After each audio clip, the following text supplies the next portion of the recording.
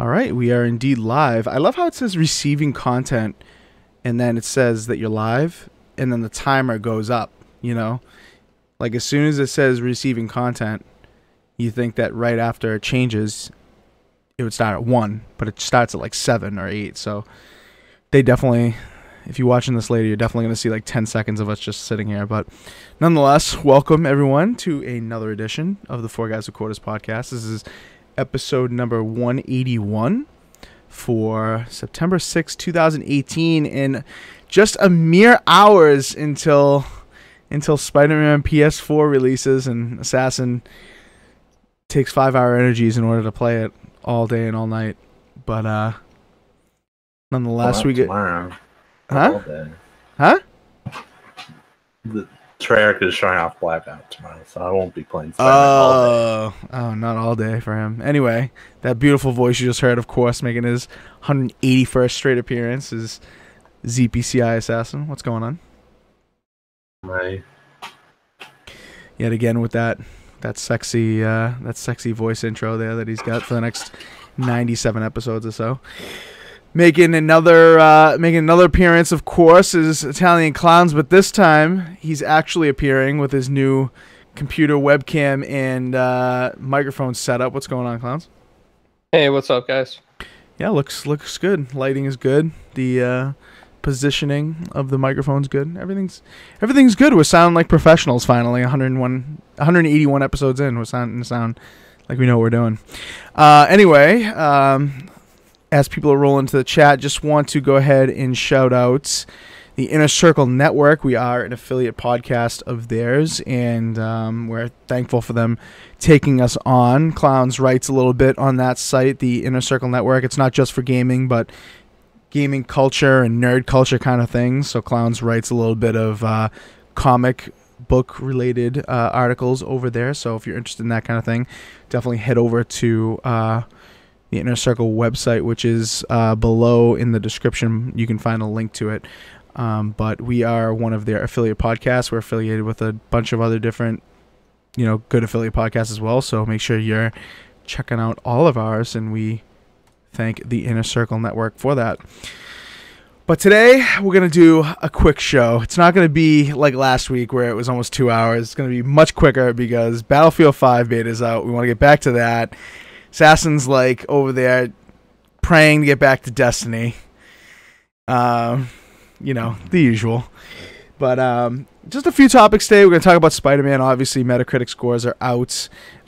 So we'll get into the scores that we're seeing, whether it was lower or higher than we expected, and whether or not, we're really anticipating it in light of other things going on. Like Assassin said, he'll be watching the Call of Duty coverage, so he'll break away from Spider-Man tomorrow for that. So we'll get into those kind of topics, of course, and thankfully Puddlegate seems like it's over finally, because that shit was just nonsense on Twitter, obviously.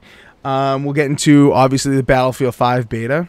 We've been playing it quite a bit, and all of us kind of have different thoughts on that, so we'll get into that. And we'll talk about, Destiny 2 Forsaken and how much Assassin has been pleasuring himself by playing that. See, Assassin, you thought I was getting dirty there. I know you looked at the microphone, you're gonna defend yourself, but Did you get some glitter that dropped down on his, like little webcam on the stream? We need like a glitter effect. So every time he talks about Destiny, yes, glitter just drops. Yes, we do. I need to work that in somehow, because to play a little chime or something too. Because look at the grin on his face. I mean, geez, like now he's trying to hide it now. He's trying to say like straight faced. Yeah, there it is. Yeah. You can't hold it back. But we'll get into Destiny 2 Forsaken, and of course Assassin has been playing that all day and night essentially. So we'll get into that as well. So first, I feel like maybe we should get into Spider-Man, because obviously that's what the majority of people are talking about. I mean, from the ending of Puddlegate to the Metascore being maybe lower than people anticipated to just anticipating the game finally coming out.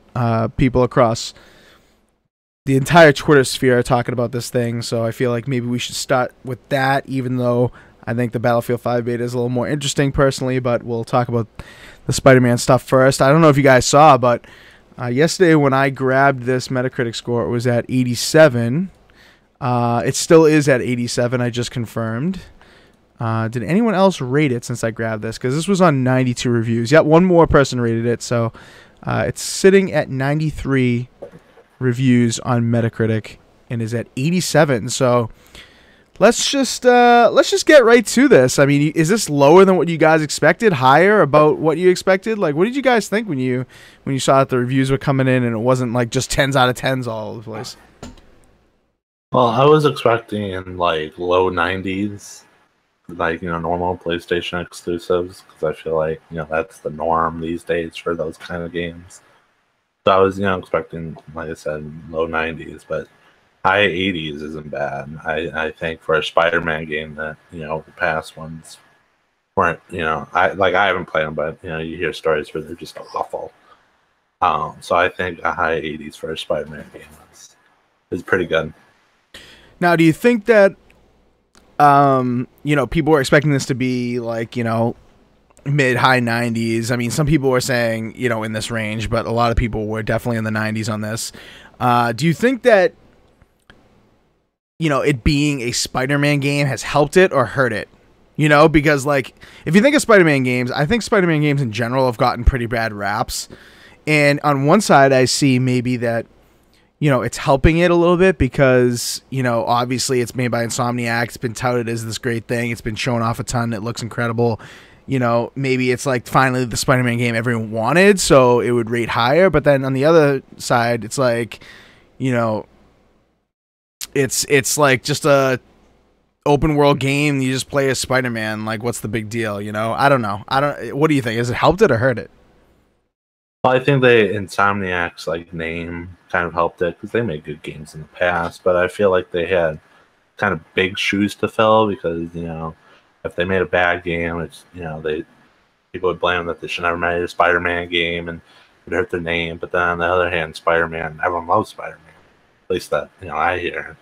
So, they probably got some love because of it too. Yeah. I tend to be on that side of it. Personally, I think that it helped, but I mean, me personally, I'm pretty I'm surprised at 87. I mean, 87 is not a bad score whatsoever.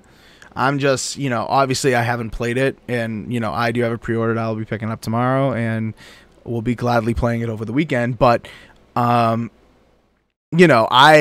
just expected from what I've seen at conferences, from all the hype, from the various interviews that Insomniac reps have done talking about how expansive this game is, how transcendent it is in the genre, how it's taken, good things from both Sunset Overdrive and Ratchet and Clank of this generation, graphically and, mechanically and also animation-wise. It's just taken the best of both of those games and melded it together into something that's approachable for pretty much everyone, because, everyone knows Spider-Man, essentially. I just thought 87 is kind of on the low side, even though that's still a good score. It's crazy for me to say that, but Clowns, what did you think when you saw this, or were you expecting more, or what are your thoughts on it?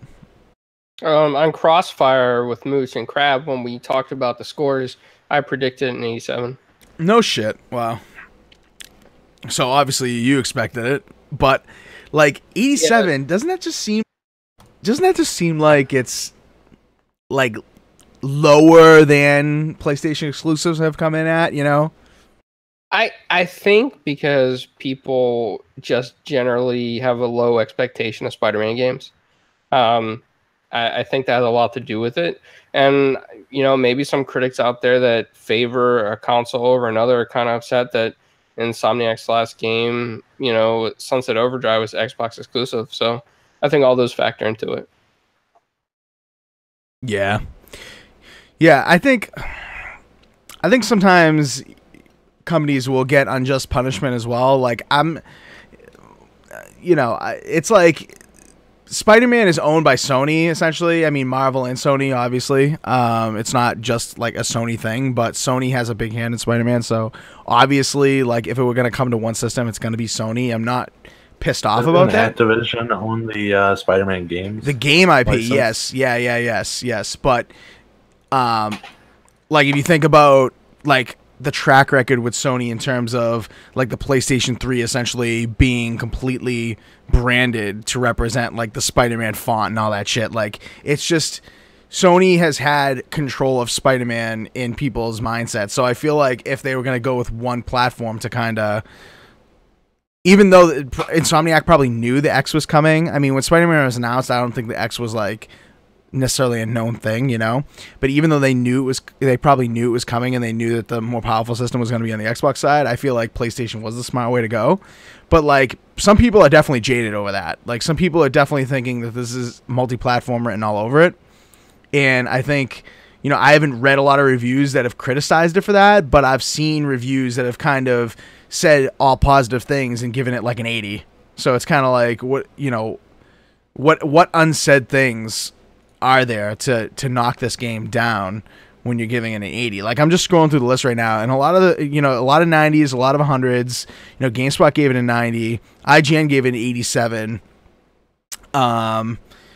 Who else? There were some decently big publications that gave it 80s that I read the review and I was just like, you know, why'd you rate that an 80? You know? Well, maybe they like, because I didn't read the review, but maybe they enjoyed the game. But you know, there's maybe in their mind there's a better game out there, and they're somewhat comparing it to that, even though they shouldn't. So maybe they enjoyed it, but you know, it wasn't good as this one. They gave it a lower rank. I don't know. Just depends on who reviewed that. I think it was Giant Bomb that gave it an 80. And what's nice about Giant Bomb reviews lately that I've been checking out their reviews more and more lately, because they have audio versions, which is kind of cool. I know IGN's kind of been doing that on YouTube for a while, and GameSpot obviously, but they're different than their written reviews. Whereas with Giant Bomb, it's kind of the same thing. So if you're driving, it's kind of cool to check it out. But I'm telling you, I read Giant Bomb review and I'm like, why did this get an 80? You know, but not that Giant Bomb was the only reason it's down in the 80s. I mean, there were other people gave it lower. I mean, somebody gave it a 60. Like, what was the reason for the 60? I gotta hear this. Like, obviously, like, what's crazy is that it's a publication, obviously, that's not like necessarily game oriented. It's The Guardian, and so Never heard of that. They didn't like the set piece stuff, like quick time events, and like I guess well, I haven't played the game, so I don't know, but I guess during a lot of the supervillain showdown stuff, there's a lot of quick time events, and they think it's messy. They thought that the reliance on that was pretty messy. You know, granted, so some people dropped it. Was there anything else other than that, or I'm looking. Is that the reason why I'm scrolling through. I'm scrolling through it because I haven't read the entire review, but it says. The last like summary sentence says Insomniac relies too much on its hero to elevate the world built around him, with the result that the game wears thin sometimes before its powerful conclusion. Like, and then here's other Zinc in the chat saying like some people didn't like playing as Mary Jane. Like, you're gonna drop like from a 10 to a 9 because you don't like playing Mary Jane. It's like, Jesus, man. I feel like it would just add, you know, a different element and more story to the game, playing as another, you know, character for what was it, like 2 hours, I think they said, or something like that. Yeah. I mean, it's a 20-hour game. Like, it's not like it's like, I feel like for an open world game with as much to do as they say there is, like, I feel like 20 hours is like on the lighter side almost, you know. And people are gonna complain. Even for a Spider-Man game, I feel like 20 hours is a lot. Like, you know, because they got to keep it interesting for, you know, you're playing in Spider-Man. Like, I feel like, you know, more like an 8-hour game or something. I don't know. You know, obviously I didn't make the game, so I don't know much, but it just seems long to me for a Spider-Man game. They're talking in this review about things that I have not read in any of the other reviews I've talked about. Like, they're saying it's way too easy to get spotted. Like if you're trying to be, in Batman when you're being really sneaky and like you're climbing up and things, you're traversing, like you're jumping from ledge to ledge above enemies and you don't necessarily get spotted. They're saying that it is easy to get spotted. Now I haven't seen that in any other review. I was watching a little gameplay and like he wasn't even trying to be stealthy and like he took down like this group of enemies and they had no clue that Spider-Man was there. So yeah, I don't get it. But I agree. All the demos that I've seen, it's like the guy like was 1 second away, like one slither away from going balls to the wall, like they're just busting in that thing, and then they were still like confused. Like it's not like they were all shooting at him or anything. I don't know where some of these people. I mean, obviously reviewing the moral of the story is reviewing games is subjective, of course, but it's crazy to see like people give it a 60 or something like that for stuff like that, Super Cooper says, got it pre-ordered, can't wait. I'm on the same path as you, bud. I'm on the same path as you. I know Assassin and Clowns have got a pre-order. You guys got the souped up editions, right? What editions you guys get? Deluxe. I got the deluxe. Yeah, so you guys are getting it done. I'm trying to abuse, like, I probably should have gotten the deluxe because I'm trying to cash in on those last months of Gamers Club unlocked from Best Buy, so I can get the 20% off. So for this, I got this for like $8 after reward certificates and all that. So pretty happy with that purchase. But what else we got to say about this? I mean, not necessarily about the reviews, but are you guys like anticipating it more as the time, like as it gets closer to release, or are you guys kind of like over all the nonsense on Twitter? What has been your feeling on this, like leading up to the launch? I wish they weren't talking about DLC. I hate when a game comes out like a week, and then a week before they talk about DLC. World War II did that, with their maps, being those beta files, and they decided to cut that content, put in the beta, or not beta, the DLC 1. So I hope that isn't, this kind of situation. Interesting. Yeah. I mean, I feel like that's like not necessarily the norm, but I've come to expect it now this gen, that it's kind of a thing where it doesn't even, it doesn't even register on my radar anymore. But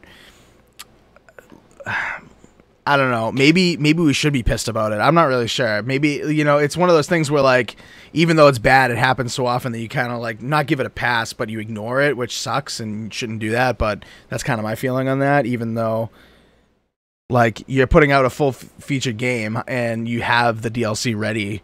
Why isn't that in the game? I got a tissue for you, Assassin, in case you want to cry later about it.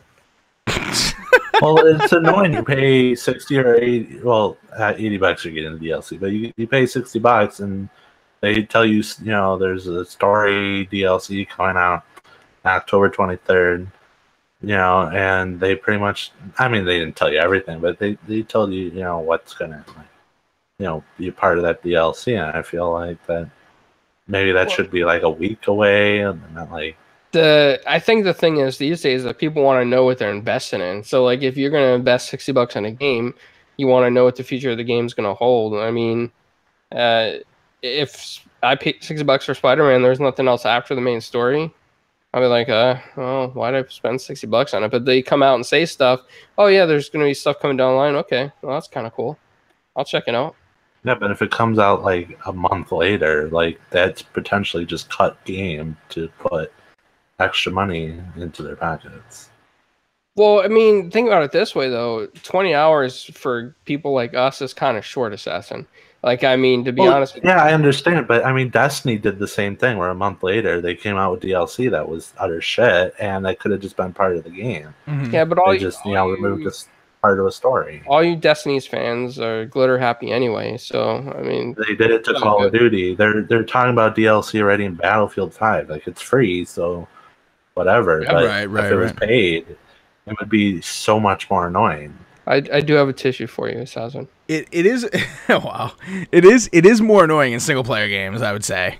Because it's like obviously, you're talking about it, it's coming out a month and a half later, like these guys are not sitting there coding DLC to the very date of its release, obviously, but they're also not coding DLC like this very minute, you know? I feel like these games, like some of these games go gold like a month before they come out, you know? Some games don't. I mean, some games you get, you know, like they announce they go gold and it's like, you know, 2 weeks before it comes out. And fair enough, okay? Fair enough. If they're working on it until that very minute. But something tells me if they know the schedule enough to announce that date right away and they are advertising a lot of what's in it, like something tells me it's already ready or mostly ready.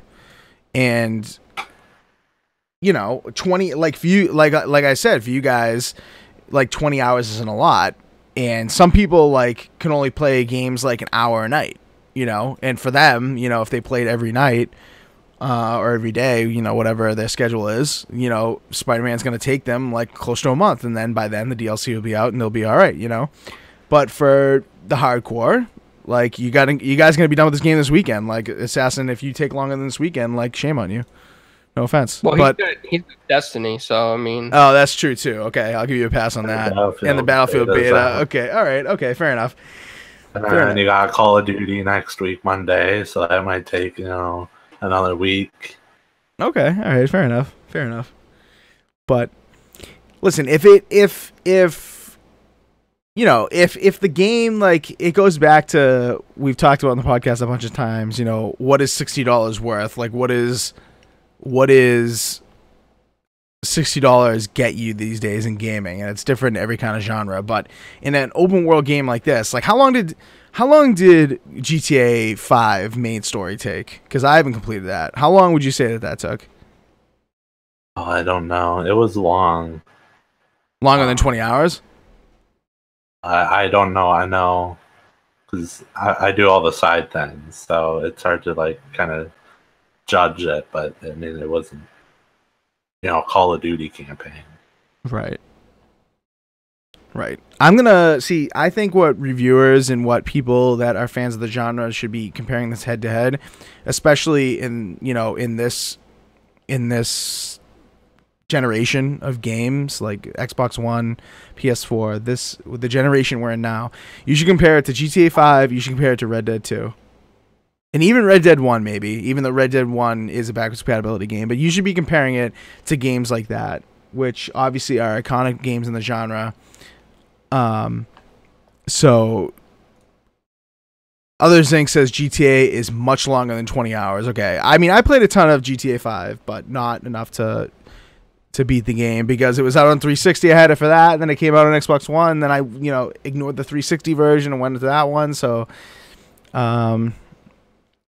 but it's interesting. It's interesting. And obviously Grand Theft Auto 5, there isn't really single player DLC out even to this day. So it's hard to compare it to this situation. But at the same time, you get $60 gets you in GTA, it gets you a longer campaign, it gets you an online mode that was released later, granted, but that's what you should be comparing it to. And Red Dead Redemption 2, there's going to be online, there's going to be single player, so you're comparing it to that, and you have to say to yourself, okay, is 20 hours enough? It probably isn't, but who knows? I mean, I'm assuming that in Spider-Man, and I don't know what you guys think, but I'm assuming in Spider-Man you're not going to be like picking flowers and like killing bunnies and collecting hides and shit like that. I feel like everything. You'll be killing bunnies. No. Maybe picking flowers. Who knows? Maybe Mary Jane wants some tulips or something. I don't know. Yeah, I feel like even if it's 20 hours, it may be 20 action-packed hours. Whereas in GTA or GTA, some of those missions where it's like drive to the mansion, you get to the mansion, that's like a mission, whereas in this, I feel like many more of the missions are going to be a lot of fighting, a lot of action, but I don't know, we won't know until it comes out, really. But just from looking at a superhero game, I feel like that's kind of going to be what the gist of it is. But longer than Batman, I believe. So yeah, longer than Batman. And even Batman, like, I feel like Batman, you're encouraged more to be stealthy than in this game, from what it appears from gameplays and stuff like that. Like, I feel like in Spider-Man, you're not really. I don't know. I feel like Batman has much more kick-ass power than Batman was given in some of the Arkham games. Even though, you know, you could upgrade a lot of Batman's abilities to, you know, do some friggin' amazing damage. But in this, I don't know. Maybe it's just the way it's portrayed. Maybe they're just marketing it much better. But who knows? Oh my god, Others Inc. says the no said you collect chickens in Spider-Man. No way, dude. Oh, wow. Oh god. Alright, well, then I'm completely wrong on this, and I don't know. I'm thinking that if it's 20 hours and it's more action-packed, maybe that's okay. But in Red Dead, I don't deliver pizzas and walk down the street dancing. Yes, no rocking down the street dancing. None of that Spider-Man 3 bullshit. God, that movie was awful. That movie was so terrible. It had some good villains. Oh, the villains I thought were top notch. I thought the villains were like close to the best. Like, obviously I like Spider-Man 2 better overall, but I thought the villains in 3 were just like, the action was just much better, you know? In those super villain fights. But all right, anything more to say about this? I mean, obviously we'll know more tomorrow, and I'm sure next week we'll talk more about. No, nothing. All right, moving on to the meat and potatoes of this podcast, I feel, which is the Battlefield 5 beta. We've all gotten a chance to play it. It's finally gone open for everyone today. I think it went open today at, I don't know, or like 3 o'clock. 3 o'clock in the morning, 4 in the morning Eastern. I think it was 1 o'clock a.m. Pacific time. For you international listeners, I don't know how that translates for you, but it did go live today for everyone for open beta. We had early access a couple days ago. We were able to check that out. If you had EA access or you pre-ordered the game, you were able to check the game out early, so we were able to do that. I know, Clowns, you played a little bit. I don't think you played the first day, but you played yesterday a little bit, I heard. So I know you guys got a chance to check it out. So what do you guys think? I mean, I don't want to leave it just like so open-ended, but at the same time, like, I don't even know where to start with this thing, so I kind of want it to be open-ended. I mean, I like it, to be honest with you. It's probably my favorite Battlefield to date, except for Battlefield 4. There's a couple things I think need balancing though. Like the pistols need balancing. Oh my god, yeah. The time to kill, it's way too quick. And shooting through metal objects was kind of ridiculous. I mean, me and Assassin were trying to disarm a bomb in one of the modes or explosives or whatever, and he's like covered by this big cannon, and the guy kills him through the metal. Yeah. Assassin, would you like to add to that experience? Because I can already see on your face just by looking at the video that you were pissed about that. Yeah, so Clowns and I were playing the airborne portion of Grand Operations. We were on the attacking side, which a lot of people on the attacking side are stupid. Oh yeah, dude. They'll leave the bomb. They'll have the bomb and they'll run to the spawn, like their spawn. It's like you have a big circle in the middle of your screen that says you have the bomb. Look with your eyes, please. Like it's very obvious. But the thing is that when you get the bomb and you're carrying it, like everyone on the opposite team can see where you're at, so you're kind of like a moving target, and you have to be aware because you need help. So you shouldn't just like advance by yourself, but also you should be aware enough because if you advance past where you're supposed to drop the bomb, you're dropping it in like enemy lines, like you're fucking your team over big time. But go ahead, continue.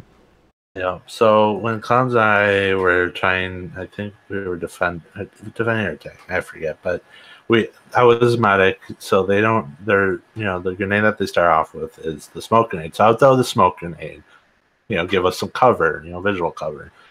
Clowns and I would be, doing whatever, trying to plant or defuse, and we would get shot through the smoke by a person that was super far away. Like, there's no spotting in the game. So, there's no Dorito above our head or on the mini map, and we get shot through the smoke. Because I don't think the smoke is, server side. I think it's, on your connection side, like we saw in Siege before they changed it. And then sometimes we would get shot through this huge fucking cannon. And it's just so annoying. Like, I understand there's the mechanic where, a certain caliber bullet can go through buildings and stuff.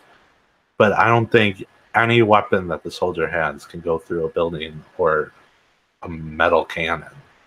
Yeah. Okay, so it's incredible because I feel like if sometimes you're shooting and you can't shoot through the sandbags, but you'll get headshot through a metal cannon.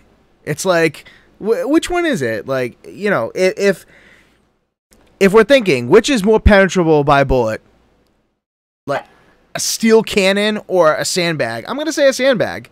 And obviously, I know there's a mechanic that you, as a support character, can now build fortifications, which I think is really cool in the game compared to Bass Battlefields. I think that is an awesome addition because, capitalizing a little bit on Fortnite and stuff like that, where you can kind of like build up your defenses at certain objectives and get a little bit of an advantage there. Cool, right? But honestly, I'm pretty sure that if I take an AK-47 or the gun that you start with, the assault, the STG-44, like if you're taking that gun and you're firing full auto at a bags of sand, you're gonna kill somebody on the other side. I'm guessing, but like I feel like they have to tweak the bullet penetration through certain materials like a little bit more, Yeah. But, and what Clowns was saying, definitely true about the pistols. Like, not only in the open field, but pistol shot. Like, unless you have, like, Wesker's Magnum from Resident Evil, you should not be able to shoot through anything with a pistol. I'm sorry. Like, pistols should not penetrate, like, the wood on a building. Even wood. Like, that doesn't seem right to me at all. But yeah, I mean, in the one map that we were playing, Assassin was trying to, I think there was someone on the ground. There was a guy that came up behind Assassin. So I started unloading my machine gun on this guy, right? Already like 3 or 4 bullets in him. Just turns around, pulls out a pistol, one shots me in the stomach. I was like, wow, that kind of sucks. Yep. And go ahead, Assassin. I'm sorry. Go ahead. Well, was that guy, did he spawn on someone or did he like run? Like, because I know there's a huge problem with spawn protection. If you spawn on someone, they can literally empty a whole magazine into you and you won't even get damaged once because of that spawn protection. I saw that. He might have spawned right behind the sandbags by the cannon and then just jumped over and ran. I mean, it's very possible. Yeah. It's so annoying. And they need to fix that. And kind of piggybacking a little bit on the bullet penetration through certain materials, not entirely related, but when did Battlefield all of a sudden allow for stuff like head glitching? And if you've played the Grand Operations mode in this game, you know exactly what I'm talking about, with a certain spot in particular where head glitching is a huge problem. And I'm just like, okay, fine, it's a beta, whatever, but this is not Battlefield's first foray into first-person shooting. I don't know how all of a sudden the mechanics allow for head glitching to that effect. It's like ridiculous. Oh my god, yeah. I mean, there was head glitching in past games, but you could actually see their phase. Especially in that one location in the beta. What was it? B flag, second sector on top of the train area where you see like just their helmet and you can still get shot. You literally see from like here up. Like you literally cannot even see their eyeballs and they're shooting you. And it's like, man, that head glitching needs to be fixed. And I love how on the other side of that, you'll be looking down the scope and you won't be able to shoot through it. So it's kind of like, I know tweaks have to happen. I know we're kind of analyzing a beta, whatever, but this is what people are seeing. So, I mean, it's fair. I think it's fair game to analyze the beta in this kind of detail because, you know, there are a lot of mechanics in this game that are very controversial, and I know you guys like some things that I really absolutely dislike, and vice versa. But, you know, I think the general consensus is that people are enjoying it. You know, but I gotta be honest. I want to get your thoughts on you guys' thoughts on this because I know you guys played Battlefield 1 a ton too, and obviously a lot of people are comparing this game to Battlefield 1 not only because it was the last game that came out, but because the like cinematic and the setting feel, even though it's different world wars, they kind of feel very similar, just based on like the visuals and the setting and stuff. But I gotta say, I think at this point in time, I'm more for Battlefield 1 than Battlefield 5. No, Inferno. No. I think I am. I mean, talk me off the ledge.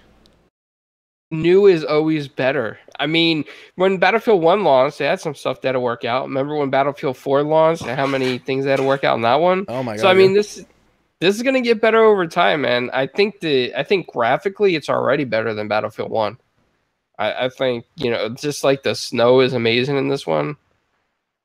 Yeah, I mean, I prefer the setting in this game. Like when I loaded this up on my TV, if you've got a nice HDR set, you're liking the look of this game. You're like, the visuals are very tight, and obviously, this game. I know there's been a lot of talk about how it's been developed with the new GTX 2080 and 2080 Ti graphics cards in mind that do ray tracing, which obviously these consoles don't really do, but.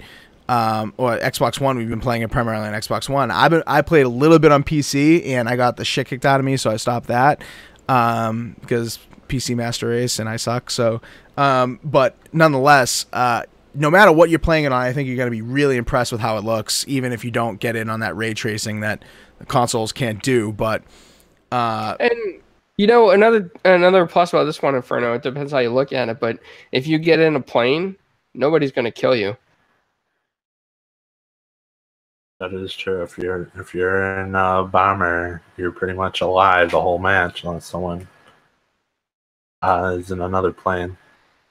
For now, I mean, you don't know what it's gonna be on other maps. Oh yeah, for now, yeah. Like, because the A gun, I think there was a bomber yesterday. I was just playing a few matches by myself. I was doing like 7, maybe 6 damage to a bomber and an AA gun.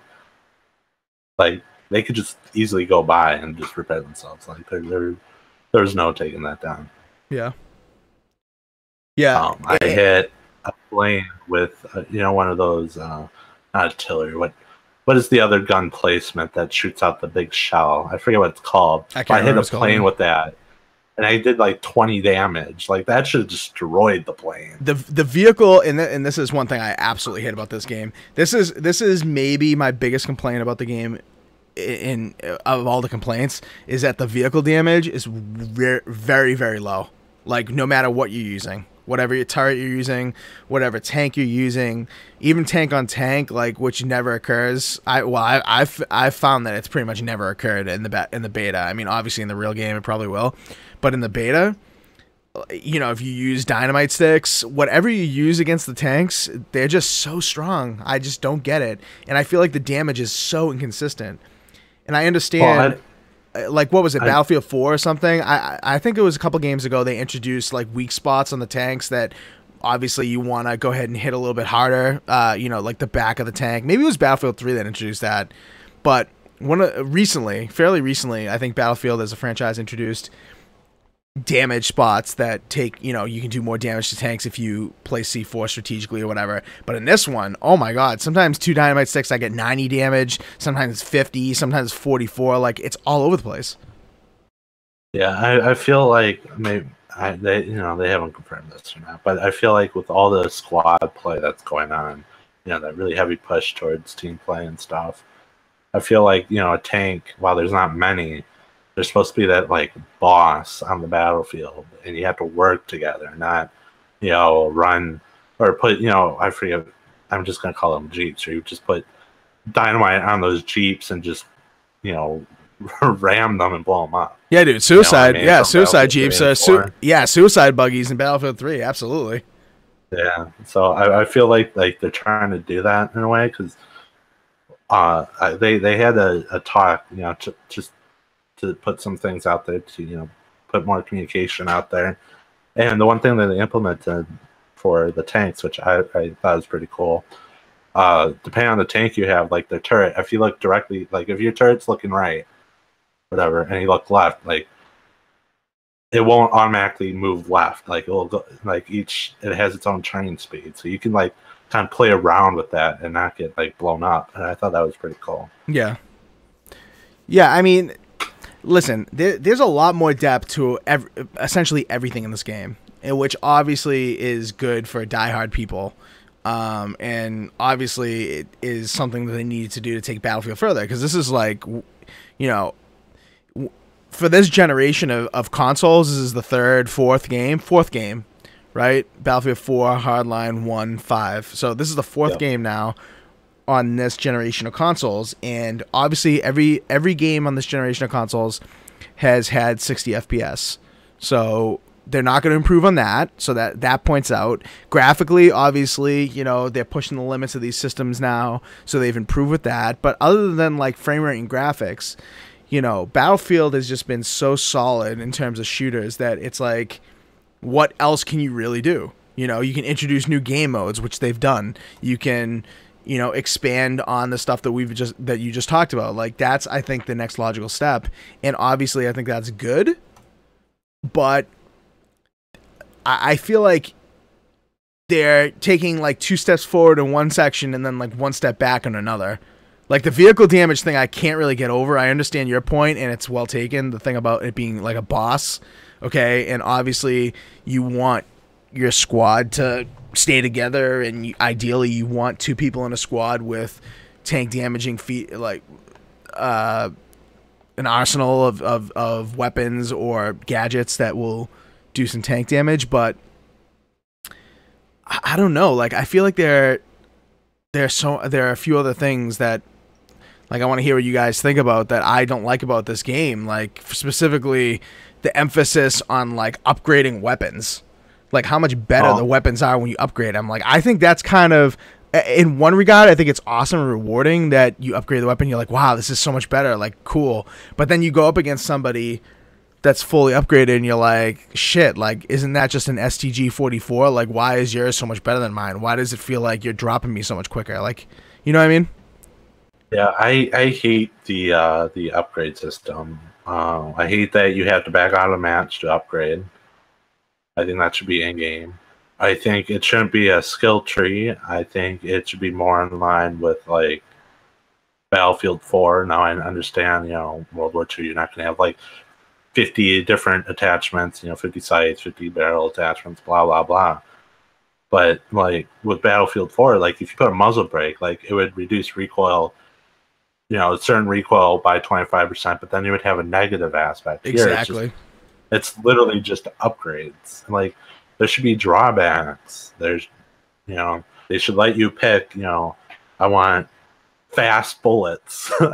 Fast bullets, yeah. Fast bullets, yeah. Fire your bullets travel. I love the description on that. Fast bullets. Your bullets travel faster so that you can hit moving targets better. It's like, oh, okay. That makes a lot of sense. Like, what did you just like increase the firepower of your weapon somehow? Like, Jesus, man.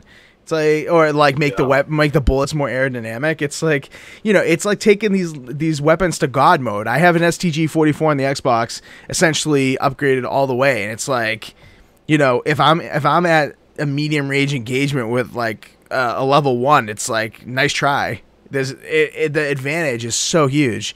And granted, I'm not against that, because obviously they've done that in other Battlefields. But like you said, if you put on a muzzle brake, or you put on, like heavy barrel or whatever, like you're gonna get some sort of drawback. And in this, it's just like God moding your gun. It's crazy. Yeah, and you can't remove the upgrades. You have to buy a new gun. The same gun. You have to rebuy it. Yeah, buy another, right? Yeah. Yeah, and it's just stupid because when the game comes out, like they have 10 guns in the medic class, and you want each of the guns to one go down the left tree, one go down the middle, and you want both, because there's then at the bottom there's always that skill that's right in the middle. So then you would have to have another gun, but maybe you want, good accuracy with that middle upgrade, and you want, one that is better recoil with that middle upgrade. So then you have to have like 4 different versions of the gun, and you can't rename them. That you're paying for too. Yeah, so it's annoying. Yeah, they should just have that one gun. Go back to like a Battlefield 1 or 4, menu in game that you customize everything.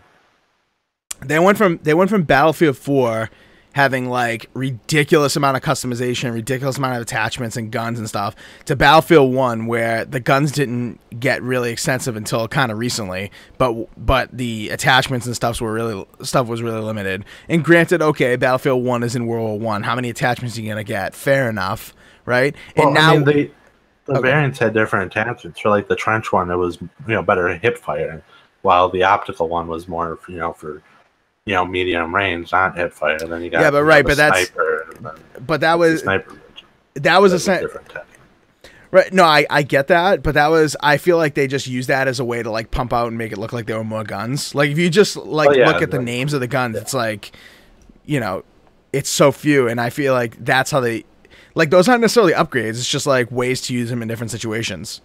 You know what I mean? Well, I feel like they said, like, Battlefield 4, people would use different attachments, but they were confused on certain things. I don't think they didn't, like, for the recoil, like, I don't think they had, like, a graph to kind of show you, like, how well it would, perform with these certain upgrades. And, like, there was, like, 50 different grips, like, and they all did some a little bit different than the other. Like if they explained it a little bit better, had better stats to show your gun, they like have just like a bar graph you see in certain games, like your damage fall off and recoil patterns and stuff. Like I feel like they're just on that. Yeah, that's why not. Yeah.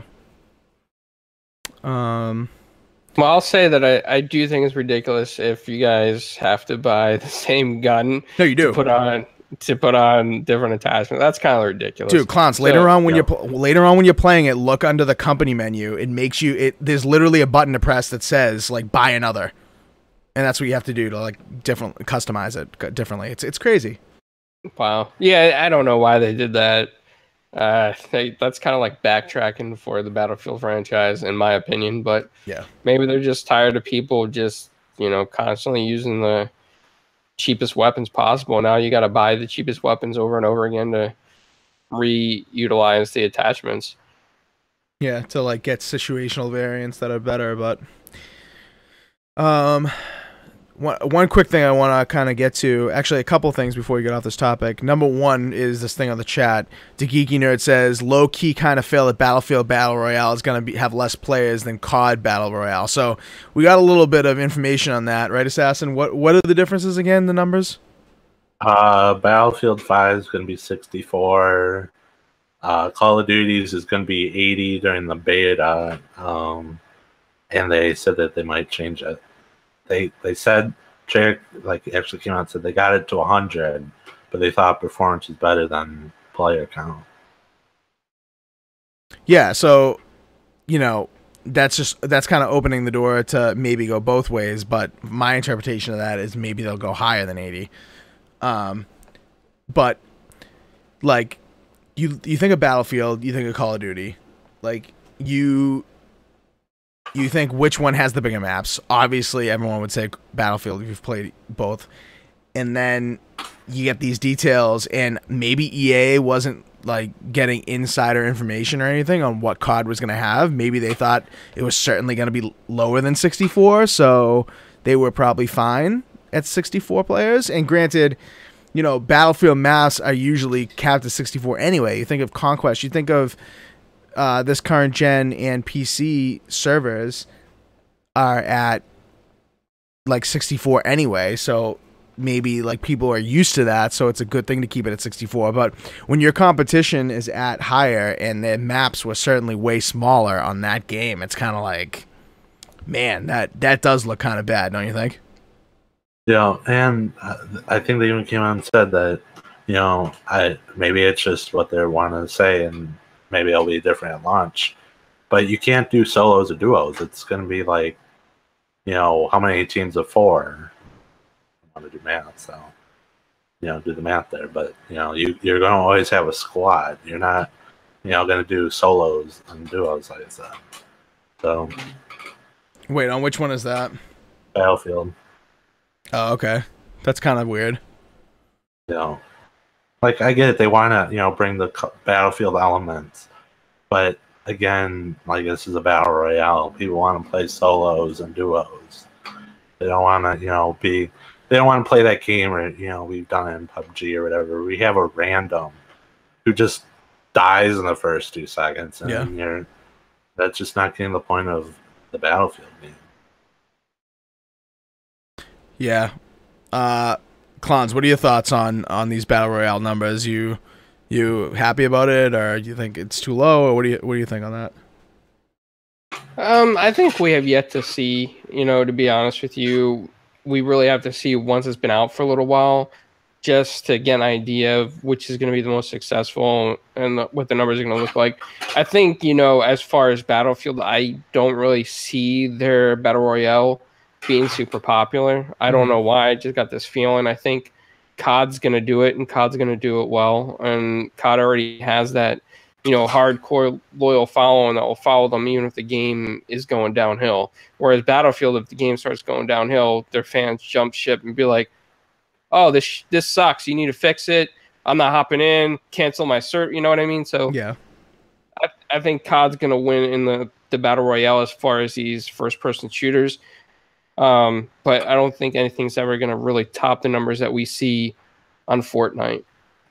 Yeah, I agree. Or PUBG even. Like I know a lot of people saw the info that kind of got tweeted out earlier today, maybe from Call of Duty, from the Call of Duty Twitter account, and some other ones that released Call of Duty information. But and they got really excited about what the battle royale is going to be like on COD, and a lot of people don't even play PUBG as first person. Like, a lot of people are just used to third person battle royale, so people aren't necessarily. I mean, I know there's been first person battle royale in the past, obviously, like the culling and stuff like that, if you want to call that battle royale. But like, I agree with Clowns. I think we just have no idea what first person battle royale is going to even amount to, most of us. That it's kind of hard to tell, but obviously more features are better, and the Call of Duty stuff that they've talked about looks cool, but I don't know. I don't know if 64 players is gonna be a good or a bad thing. Well, it just depends on the size of the map. Like they say, it's their biggest Battlefield map ever, but if it's like an inch bigger than I forget what their biggest map ever is, but if it's an inch bigger, like I guess it could still be fine for a battle royale. I know Call of Duty's map, I think they came out and said it takes you 5 minutes to run across the entire map. That's a long time. Fortnite, and then Fortnite to take 7. So yeah, but that's a long time. That's a long time considering Call of Duty. Yeah, and with the 80 players, I think 5 minutes walking across the map, I think it'll play pretty well. Yeah. Especially with all the stuff that they put out. Right. Yeah, so, I mean, I think to kind of just like wrap up this topic, I think that Battlefield 5, the beta is good. Like, I think it's a lot different, so you have to try it out for yourself. Now, maybe Battlefield 1, like Clowns has suggested, has just had more time to mature, and Battlefield games are way better, like 6 months down the road than they were at launch. Like, pretty much every Battlefield game has been like that, so maybe it's going to take time for me, but I don't know, just on feel, like, I just know what Battlefield 1 has matured into, and I just enjoy playing that so much versus this, because there are just so many, like, nagging things in this game that just, like, piss me off. I don't know, like, from that damage thing we talked about to the bullet penetration to, the quick time to kill, which we really didn't even get into, but there's just so many things that don't feel right to me in Battlefield about this beta. But it's because I'm not. Maybe it's because I'm not like progressing with the franchise like I probably should. Like, I love the way the weapons feel now. Like the more recoil, the predictable recoil, the being able to like compensate properly for my gun a little bit more than the random sprays, especially on like the support class characters. But the support class weapons, I should say. But I don't know. There's just something about this that I just need more time with before I say that it's on the same level. But well, there's a bug that I played a few matches today. People have been reviving me, and apparently, like, certain guns will just end up in my hand. Like, I was a medic, running around with an STG. Like, I was God mode for, like, a little while, because that STG is overpowered. Like, there's no way around, You put that in semi-auto, you can snipe snipers. yeah, you put in fully auto, SMGs are done. yeah. Like, and have, like, unlimited health. Like, Yep. you just run the whole battlefield. Yep. Yeah. So I mean, there's bugs that absolutely have to get ironed out. The weapon balancing is a huge issue right now, but it's not gonna. I don't think it's gonna like make or break your experience just because. Like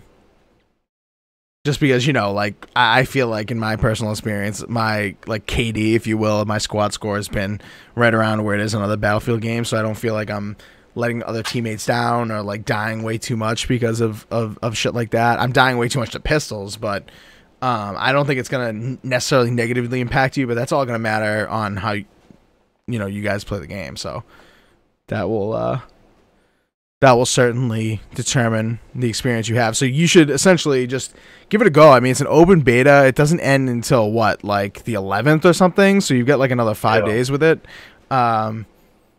So that's a pretty long beta, and definitely plenty of time for people to kind of make their opinions on it and see that if they like it or not. So definitely let us know. Hit us up on Twitter or in the comments below what you guys are thinking about the beta. And if you see us online, especially on Xbox, feel free to hit us up and squad up. You know how it is. We were playing with Predator the other night. That was actually kind of fun.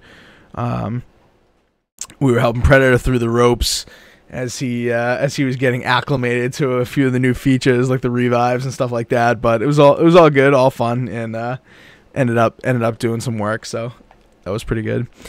But and if you're a support or medic, there's this thing called left on the D-pad. Maybe you should throw some of those band-aids and ammos out. Just saying. Well, people don't think does that. People don't think they have to do that anymore because of the ammo and health packs that are now on the map. Well, the way you throw out the ammo is kind of ridiculous. I'm not gonna lie. Oh, yeah, I threw out the ammo for Assassin like twice, and the ammo once flipped over the sandbag towards the enemy team, and I'm like, "What the hell is going on?" Well, most of the time, if you're throwing it, even if it falls on the floor like 2 feet in front of you or like 3 feet behind them, they got it. They sometimes get it. Yeah, and it's tough to tell. Like, and it's easy. I feel like it's easier to tell in that instance in Battlefield 1 than it is in 5.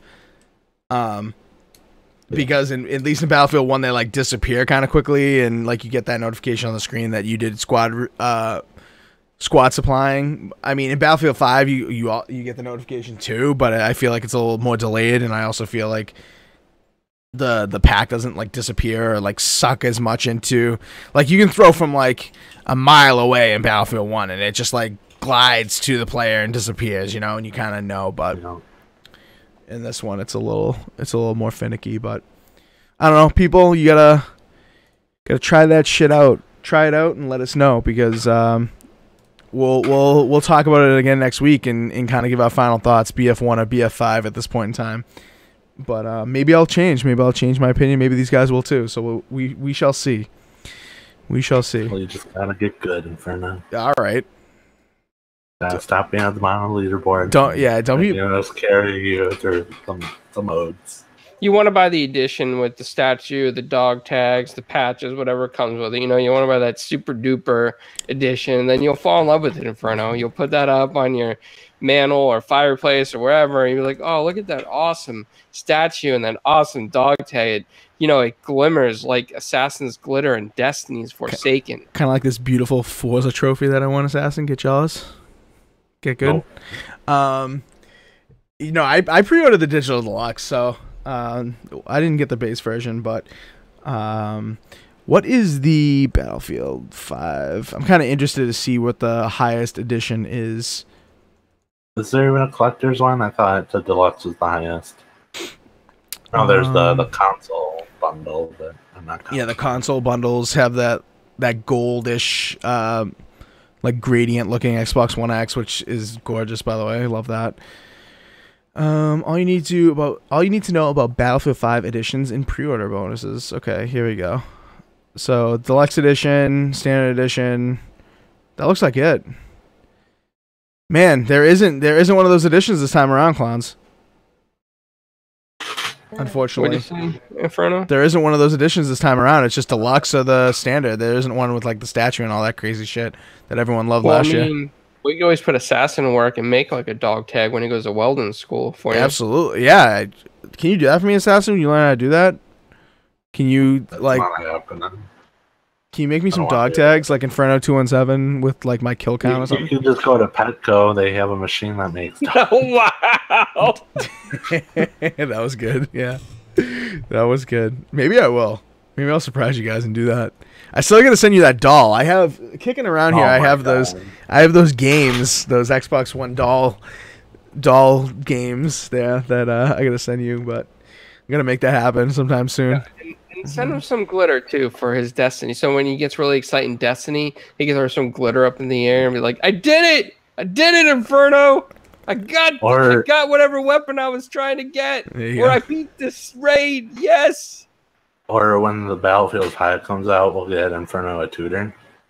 Wow. Okay, dude, you keep reminding me about this tutor, and then I have to get you one. No, you're gonna need a tutor. Maybe. I don't need a tutor. I'm good at games. I may for Battlefield 5. You never know. Speaking of a game that you're trash at and that you fantasize over day and night, Destiny 2 Forsaken is now out. A $60 expansion. Somebody in the chat earlier said, I think it was Dylan said, a $60 DLC. Like, what the hell? Are we going backwards here? Like 40. Yeah, I mean 40 plus. Yeah, plus. What is it? The 20 that you needed before or whatever. If you didn't have it. I hate to say this, but Bungie knows there's a lot of suckers out there, so they're gonna keep making DLC and charging $60 instead of making sequels or new iterations. Like, oh, let's throw out a 5-hour DLC, $60. We're gonna be rich, guys. Assassin was such a sucker on this. He's in the DMs like, I want it, but I don't. But I know I should save for this. But I want it, but should I? We tried. Should I get it? Should I get it? And I'm just like, no. And Cons is like, no. Like, you need, Division 2's coming up and all this other stuff, and then just one day he's like, it's happened, like it's done, and I'm just like, oh man, this is really like an addiction for you, Assassin. It really is. But that said, I thought the Forsaken DLC was the best DLC they've ever put out. How many hours worth is this DLC? I finished it this morning. Wow, dude, this thing just came out. What do you mean you finished it this morning? Well, I put a shit ton of hours into it. 20? Wow. Would you say 20 like Spider-Man's supposed to be? Is that a shit ton for you? I put in at least 5 on Tuesday. Oh, on Tuesday. Okay. I put in at least probably like 12 yesterday. And then I put in like 4 this morning. All right, I mean, that's close to 20. This is it. This is what we need to do. We need to put Assassin on a website, and I think Daz is just hitting it here. We need to put him on a website to tutor people in Destiny so he can make his money back. Dude, that's what Dylan Stabbins just said. What Dylan Stabbins just said in the YouTube chat. He blames you clowns and I because if we had gotten him a tutor for Fortnite and other games that he's trash at, he wouldn't have bought the DLC. So you know what? There is some legitimacy to that, and I must say I am sorry. I'm sorry to let you people down. That I made Assassin buy this. Yes, he would have been preoccupied with all those female tutors that exist. Those beautiful females that are tutoring on Overwatch and Fortnite and all that stuff. But anyway, so Supersonic Station wants your opinion, Assassin, because obviously you've put like close to 20 hours in this thing, and he says he's curious to hear your thoughts about this because his cousin works for Bungie and wouldn't even give him his nephew a code for the new expansion. So he's kind of pissed about that. Wow. And he's a little salty, and I think he wants you to tell him that it's not that good, but you're going to go the opposite direction. I know you are.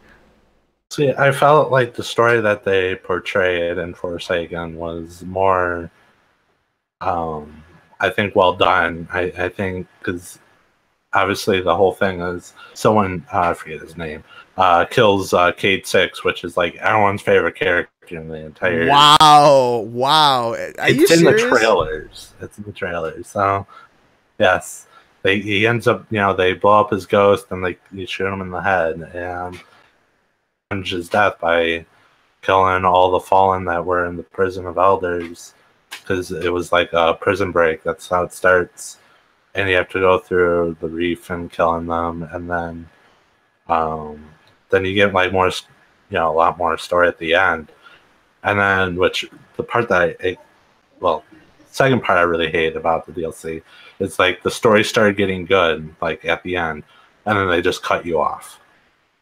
Yep. Yeah. I'm like, come on! It was just starting to get really good. Dude, they want to sell the next one. They would just want to sell the next one, bro. I know they were like hinting, like, oh, the Woken will be mad at us, but we'll see in the future. I'm like, motherfucker! All right, just tell me now. It may be too late to say spoilers, but spoilers. Like, wow. Well, no shame. No shame. The guy who kills Cade is Woken, so I mean, just wow. Put it right there. Did anyone else notice, if you're watching the YouTube version of this podcast, did anyone else notice that when Assassin just started talking about Destiny, his face glowed from the sunlight, just happened to like finally enter his room and shine on his face? Glitter. It's the glitter, man. Him and Fire Monkey are dousing themselves in glitter every night when they play, and he just hasn't washed it off yet. I've actually been playing Battlefield that night, so let me put it that way. But yeah, I mean, they changed, like, the end game is definitely better. It sucks it was tied to a DLC. I mean, it is more, repetitive and, a lot of farming and stuff. But, like, that's what the game's about, though. So yeah, but I mean, compared to like when Destiny 2 was first out, like you could, do everything like in 8 hours, and then there was like nothing for you to do. You beat this DLC, depending on, because I was low level at the time the DLC came out, so like it took me probably a little bit longer to beat it, because I had it took longer to beat the missions because I was like 10 power level under. But like once you beat like all that, like everyone has missions for you. You have to go to different places, kill different people, do certain things. The weekly stuff is more complicated and kind of annoying. It's a little bit more grindy. Yeah, but I think a lot of people playing Destiny, I think a lot of people playing this are okay with the grindy stuff. I think they're okay with like. Oh yeah, and so like I haven't really got into that, grind yet. I don't know if I will, but like it gives you like more options to do different things. And I think that's like really nice and needed, because you go to Destiny 1, you do like one thing, and we're in Destiny 2, you did like one thing to try to level up, and now you got like so many different like people to do things, and different types of certain things to do. So it's nice. Yeah, I think that's a refreshing change for it. All kidding aside, I think from not just you, from other people I've talked to about this DLC, I feel like I've gotten the feeling that Forsaken is really the DLC that Destiny is needed, across both games. Like Destiny 1 and Destiny 2 really needed a DLC like this. Destiny 1 is kind of out of the picture because the storytelling in that was such trash. Now Destiny 2, even the base game, I feel like storytelling was better, but not to the level it needed to be. And I feel like a lot of people, when they talk about this DLC, they really do point to that being a positive, and I appreciate that. But I can't really get on board with the $40 DLC. I'm sorry. Yeah, that was a bit much. Like if it was like $20 to $30, like that would be perfect. Yeah. I think 40 is kind of like stretching it. You have to like really like Destiny or have like a weird addiction to it, like I do. Like you hate it like certain parts of the year, and then it's like I need it. You know, it's like you're taking a bunch of drugs. You just need more. Dude, you need a therapist. Like you need a Destiny therapist. Like Well, this is bad. He needs the addiction network. That's always on TV. He does, the addiction network. He needs to call up and get sent away to like a house and like be like, "Hello, my name is CPCI Assassin." And they're like, "Hi, Assassin." And, or I mean, I've been Destiny free for 20 minutes. Oh, and then everybody's like, you know, everyone claps. you know, if Congress ever saw this podcast and Assassin's time on Destiny, he'd be the excuse that they would pass a law for gaming addiction. Oh my god. You'd be the poster child of that. Listen, I'm sorry, Assassin. I don't mean to compare you to like Alcoholics Anonymous or anything like that, but at the same time, you do have some like weird addiction to this game. That's like scary. I know. I'm saying it out loud that it's like a drug at times. Like, I just need my dust. Dude, admitting you have a problem is step one, no matter what the addiction is, bro. So good for you. Yeah. So Supersonic Station says, so it's no Taking King. No, it's, it's completely forsaken different. money. It's completely, different story and people. So No. I mean, he's saying like it's better than Taking King. Like it's. Oh, I think it like obviously Destiny Year 1 was terrible, but right. I think Forsaken did more to Destiny 2 than Taking King did to Destiny. Yeah. Yeah, I mean, I don't have this. I'm actually considering getting it. Like, I've been playing a little bit more Destiny, and I'm not going to get it right away. I'm not getting it for $40. Like, I'm going to wait until, like, probably Black Friday when... it's like 10 or 15. When, like, the complete, ultimate, super-duper cool edition, like, is $15 at Walmart. I will probably grab that. But... Yeah, but you realize by that time, Assassin is not going to be playing it as much, because then he's going to have, like... all these other games. That's if I grab the annual pass. Oh my god! Wait a minute, what? There's an annual pass on top? Yeah, it's $30. Yeah. Oh my! God help you, Assassin. Super Cooper says he'll wait because the price tag turns him off. He'll wait for the complete edition in the spring. I wouldn't. I mean, they're gonna release an edition before that, I think.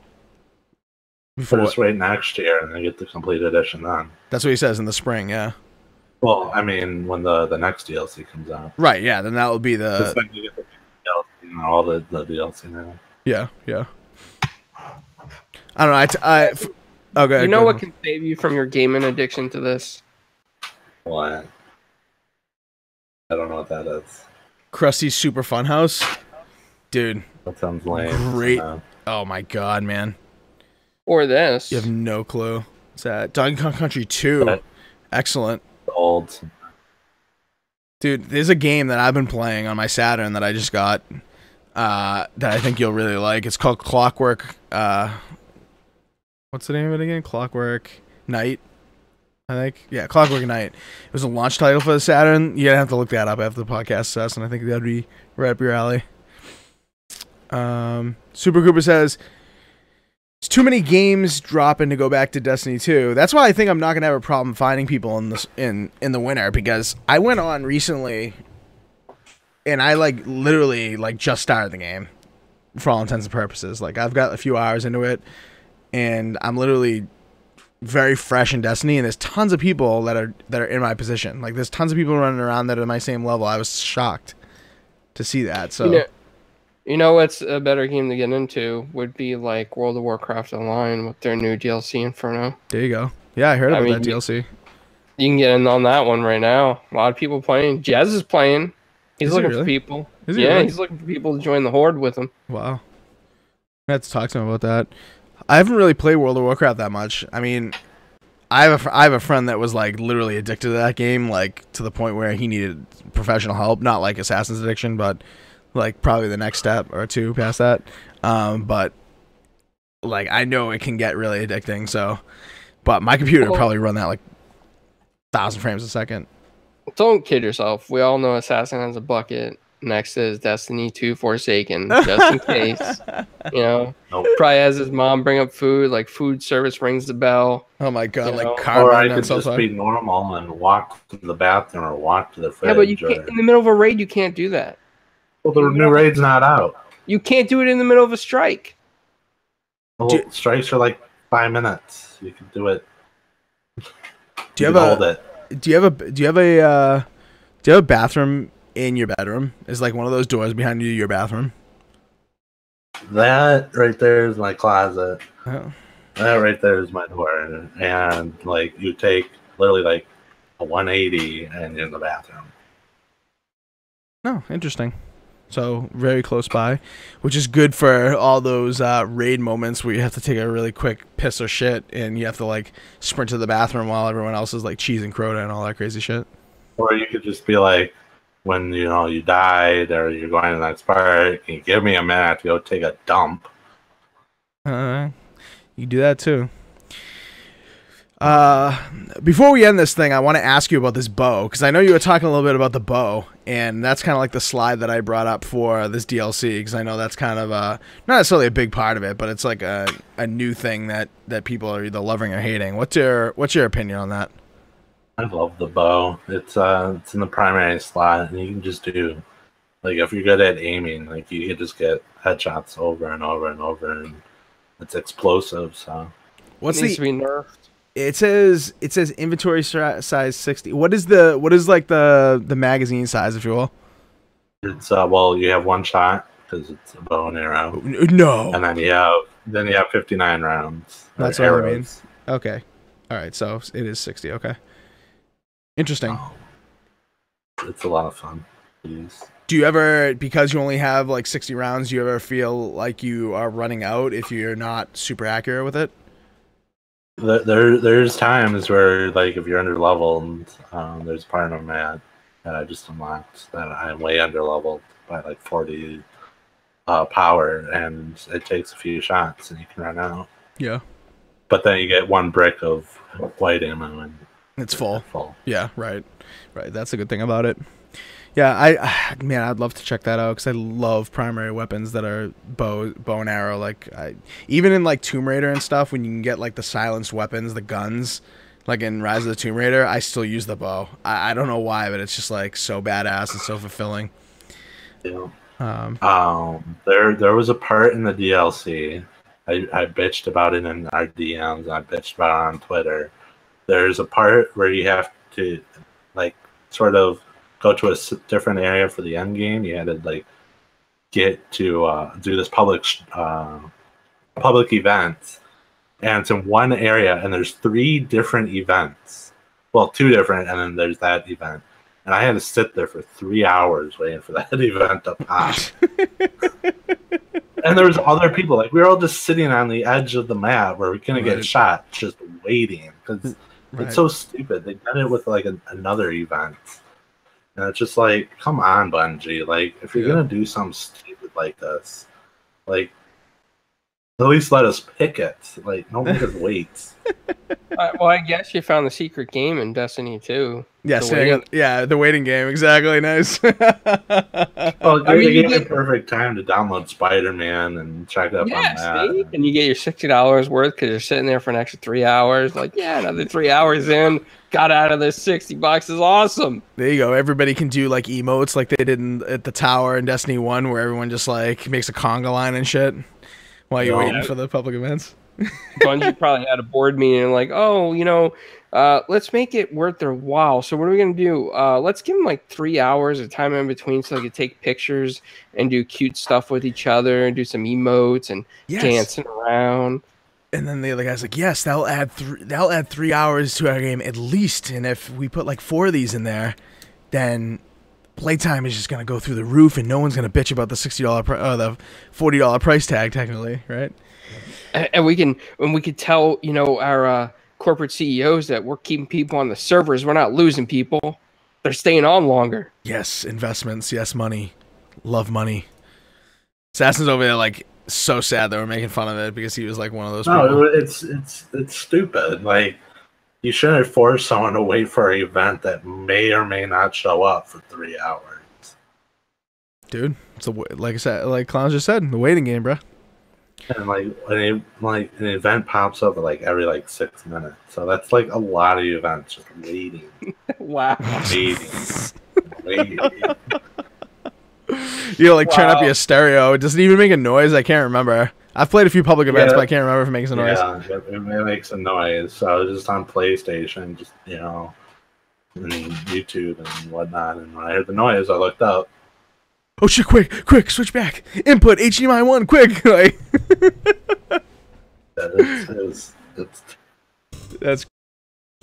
that's funny. All right, well, I think that's going to do it for us tonight. 3 topics, kind of a little bit longer, but it was all fun discussion, and we talked about Assassin's Addiction a little bit, and I think it helped him as we kind of like acted like a little bit of a therapist. But we're going to probably go on Battlefield at some point tonight and this weekend, and we're going to check out Spider-Man, obviously. So we'll be playing all those games. You guys want to come chill with us at some point, I'm sure, we'll party up and we can talk about the game and play them and whatever. But our usernames here for Xbox specifically have been cycling, and also on Twitter, so you guys can hit us up and follow us and all that good stuff. If you're gonna look for the podcast in general or address us as a group, you just search 4GwQPodcast. You'll find us on everything. Do that, subscribe thing if you liked the podcast, obviously, and give this video a like would be greatly appreciated. Help us out, get a little more exposure here, which is always a good thing.